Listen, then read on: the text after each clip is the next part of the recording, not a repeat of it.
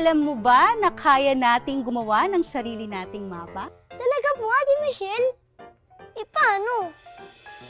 Una, maghanda ng papel at panulat o pangguhit.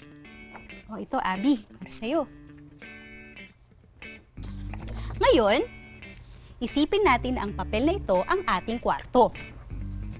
Buuin nyo na ang mapa ayon sa kinilalagyan ng mga gamit sa silid. May 4 na dingding ang kwarto at may 4 na gilid din ang papel. Nasaan ang pinto ng silid na ito? Ayun po, nasa kaliwa. Ibig sabihin, dito rin natin sa kaliwa iguguhit ang pinto. Nasaan naman ang mesa? Nasa tabi ng pinto. Tama, kaya iguguhit naman natin ang mesa sa tabi ng pinto. Ang patungan ng mga aklat, nasaan? Nasa dingding po. Magaling! Iguhit mo nga ang patungan dito sa mapa natin. Ayan, may patungan na ng mga aklat. Kung andito ako sa upuan at asa mesa si Buboy, ibig sabihin, sa likod ko siya.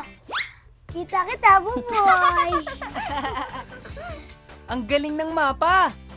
Nakikita natin kung nasaan ang isang tao o bagay gamit ito.